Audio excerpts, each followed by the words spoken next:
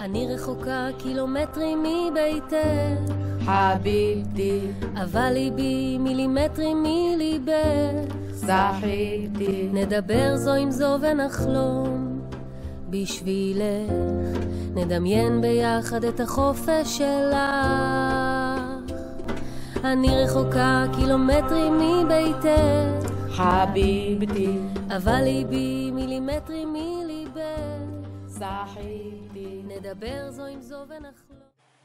אילו היה באפשרותי לתת לנשים של ג'יסר א-זרקא דבר אחד בלבד, הייתי נותנת להן את היכולת לראות את עצמן כפי שאני רואה אותן.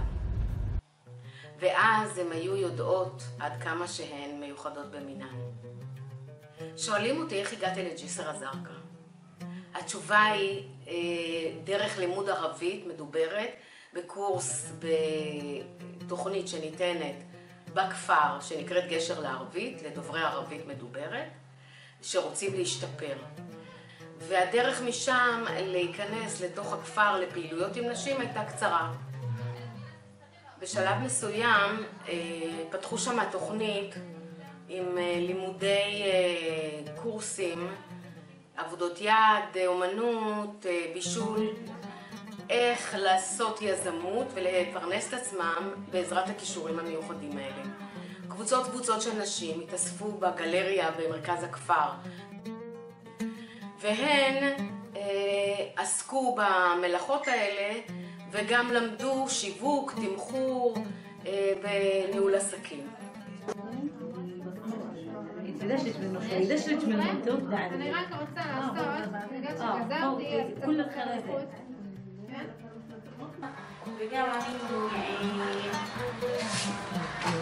רוצה לעבוד, רוצה ללמוד ורוצה לעשות כל מה שאני מקווה שאני אשתחרר.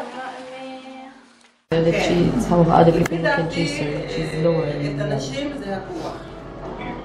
מה זאת אומרת שהנשים הן הכוח של ג'יסר? כן. אוקיי. הם לומדות וכאילו ילכו לעולם אחרת ויצליח. זה לא נכון שיש.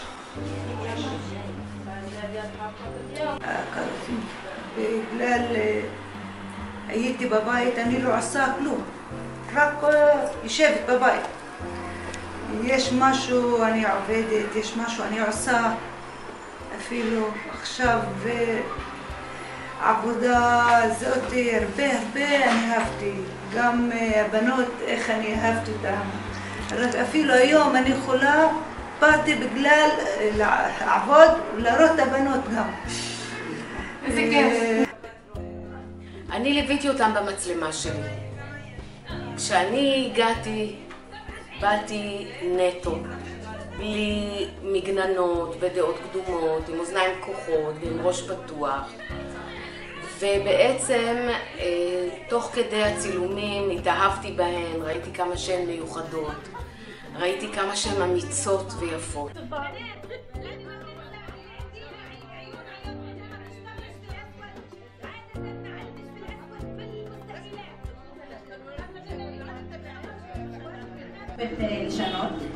ניסיתי לשנות הרבה דברים ולא הצלחתי פשוט. לא הצלחת? לא הצלחתי, אבל מה שהתחלתי להשפיע, שעשיתי שינוי בעצמי, אמרתי די, זהו, לצאת, לעשות, ללמוד. אני כן, בזכותכם, אני למדתי את הרקמה הפרטית, אני מתה על עבודות יד מגיל קטן. זה לא היה לי קשה, לא היה לי בכלל קשה. אני חושבת לעצמי לפעמים, מה קושר אותי אל האנשים האלה שבג'יסר א-זרקא? מה החיבור מלבד הערבית והצילומים? משהו בתת מודע כנראה עולה בי זיכרון רחוק מאוד משנות ה-70 וה-80 שלי עצמי, שבו הייתי לבד עם ילד בעיר גדולה, ונאבקתי על הלימודים, ונאבקתי לפרנסתי ולחיי חברה, למרות כל הסביבה שאינה מקבלת נשים יותר מדי פורצות דרך. تريدين الطيران إلى العالم الارتفاع نحو الغيوم تبحثين عن جسرك انت لكن انت عالقة بينهم רוצה לעוף אל העולם, להתרומם לעננים, מחפשת את הגשר שלך, אבל ננעלת בין כולם.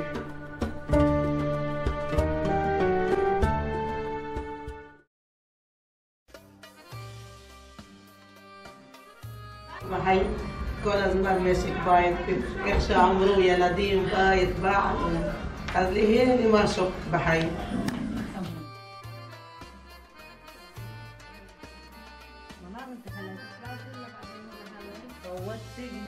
יש לי ילד ובלתי מבט, לא רחתי לדור, רוצה ללכת להחזים היום, אמרתי לו למה? תלכי. ויש אנשים טובים שם, מזרקים, כולם ביחד. אז תלכי, שמה אתה עושה בבית? הם ילדים בבית, ילדים, עבודה, הכל ילדים. אני רוצה לעשות משהו חדש, כן.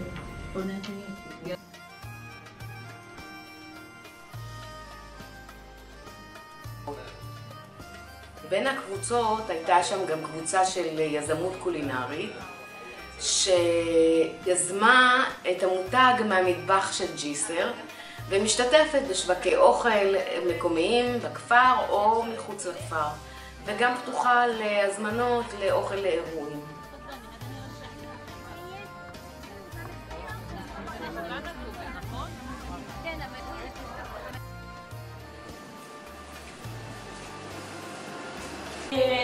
ככה אנחנו מקווים, החלום שלי, שאני אפתח מטבח גדול ואני לשווק מחוץ לכפר.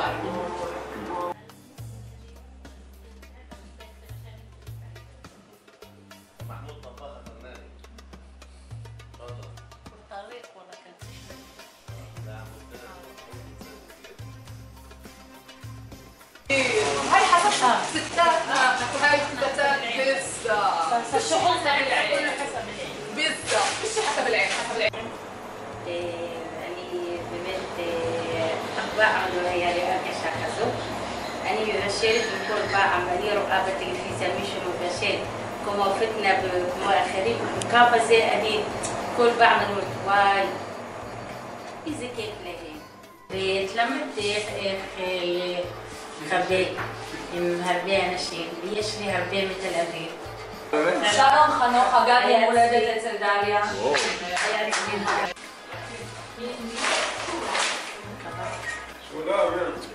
תראי איזה יופי, האור מגיע פה, איזה יפה הוא עושה. נכון, יש לי גם פה לארץ, אבל הרבה באים אל התייר כי הם יושבים גם בגיסטה וגם אוכלים את האוכל של הכפר. לא רק אצלי, אני גם רוצה שהם ילכו לעוד בתים, לכמה בתים. לפעמים אני לא בנויה, יש בית, בוא נגיד, יש לשכנה שלי שהיא ברחת, לפה לשם, יכולים כאילו לחלק. כי עדיין אין לנו איפה לחלק, מבינה? כן.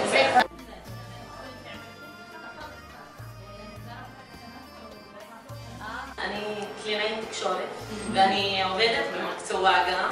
זוכת מקום ראשון בתחרות הבישול בשוק האוכל בטייבה, שבזכות פוטנה הגענו משלחת ועליתי לגמר בזכות השש ברק הצמחוני הזה, ואז אני הייתי הזוכה במקום ראשון.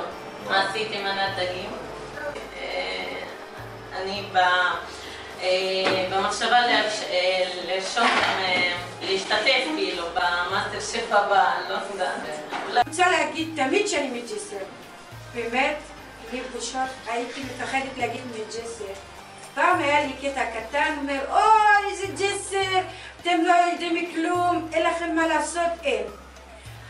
אז בשנתיים האחרונות באמת אני, עם הכבוד שלי, עם הצבע הכחול של הג'סר, עם כל הבנות של הג'סר, עם העבודות שלהם, שדחפות, לעשות, עכשיו ועוד איך, ועד היום האחרון של החיים שלי, אני מהג'סר. החלומות לחוד, אחד אחד וגם כולם ביחד עמוק בתוך היצירות. אספי לך את החלומות ופתאום למעלה אל האור.